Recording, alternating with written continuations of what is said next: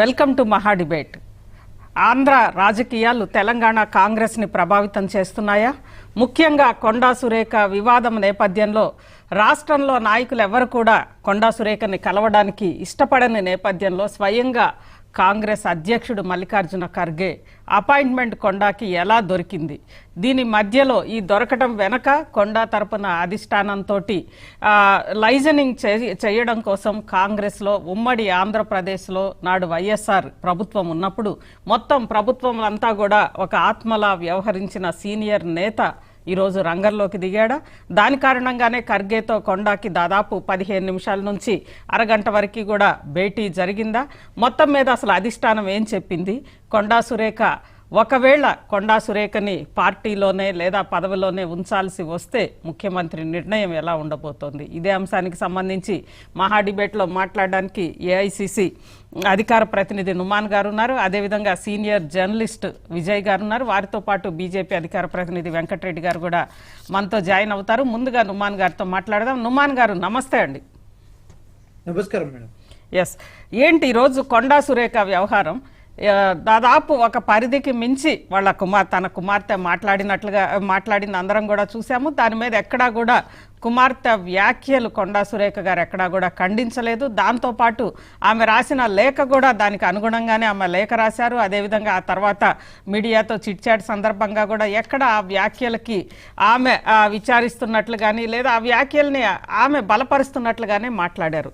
ఈ నేపథ్యంలో కొండా సురేఖని పార్టీ నుంచి లేదా పదవి నుంచి బర్తరఫ్ చేయాలని వరుసగా ఎమ్మెల్యేలు సమావేశం పెట్టినప్పటికీ కాంగ్రెస్ అధిష్టానం ముఖ్యంగా ఇక్కడ ఎవరు కూడా కనీసం డిప్యూటీ సీఎం బట్టి కూడా ఆమెకు అపాయింట్మెంట్ ఇవ్వని నేపథ్యంలో స్వయంగా ఖర్గే గారి అపాయింట్మెంట్ ఎలా దొరికింది? ఆ భేటీ తర్వాత వచ్చిన ఫీడ్బ్యాక్ ఏంటి? Very good afternoon to you madam, as well as నా తోటి panel members and all the viewers. ఏదైతే నిన్న కొండా సురేఖ గారు మినిస్టర్గా ఉన్నారు, వారు మా ఏఐసిసి ప్రెసిడెంట్గా ఉన్నటువంటి మల్లికార్జున ఖర్గే గారి యొక్క మీటింగ్ జరిగింది బెంగళూరులో. దాని గురించి మనం ఇప్పుడు మాట్లాడుతున్నాము. ఆ యొక్క మీటింగ్ మా ఏఐసిసి జనరల్ సెక్రటరీ, మాజీ జనరల్ సెక్రటరీ వారు ఫెసిలిటేట్ చేయడం జరిగింది. ఒకటి మాత్రం నిజం madam, party senior leadership, AICC హైకమాండ్లో ఉన్నటువంటి వారు కూడా ఈ యొక్క విషయంలో చాలా గుర్రుగా ఉన్నారని చెప్పొచ్చు. ఎందుకు అనంటే పార్టీ డిసిప్లిన్ దాటేసేసి వారి యొక్క కూతురు ఈ రకంగా మాట్లాడడము, పార్టీకి నష్టం కలిగించే విధంగా వారు మాట్లాడడము చాలా బాధాకరం.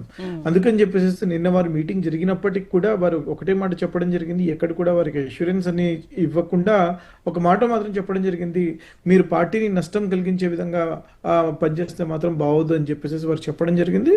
ఏదేమైనా సరే డిసిప్లినరీ కమిటీ టీపీసీసీ పరిధిలో ఉంటుంది కాబట్టి వారు ఏం సిఫార్సు చేస్తారో దానికి అనుగుణంగా డెసిషన్ ఉంటుందని చెప్పేసి చెప్పడం జరిగింది. ఈరోజు ఎర్లీ మార్నింగ్ అవర్స్లో ముఖ్యమంత్రి వర్యులు శ్రీ రేవంత్ రెడ్డి గారు రావడం, దాని తర్వాత పిసిసి చీఫ్గా ఉన్నటువంటి మహేష్ కుమార్ గౌడ్ గారు కానివ్వండి, డిసిప్లినరీ కమిటీ చైర్మన్గా ఉన్నటువంటి మల్లురవి గారు వారు మీటింగ్ తీసుకుని దాంట్లో తదుపరి కార్యాచరణ అనేది తెలియజేస్తారు. దాంట్లో వారిని ఎటువంటి యాక్షన్ ఉంటుందని చెప్పేసి ఒకటి మాత్రం నేను చెప్తున్నాను, 100% there will be an action తప్పకుండా ఉండబోతుంది. ఏ రకంగా ఉండబోతుంది అని చెప్పేసి ఇక్కడ ప్రస్తుతానికి నేను చెప్పడానికి వీలు అవ్వదు అది.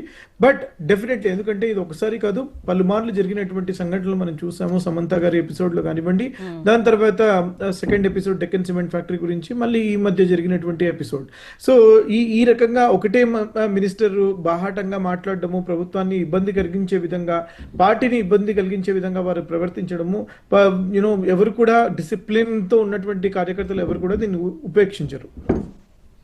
ఎస్, కానీ నుమాన్ గారు, అసలు కొండా సురేఖ గారికి ఖర్గే గారితో అపాయింట్మెంట్ దొరకడానికి కారణం మధ్యలో కేవీపీ ఎంటర్ అయ్యారు అని అనేది బాగా వినిపిస్తోంది.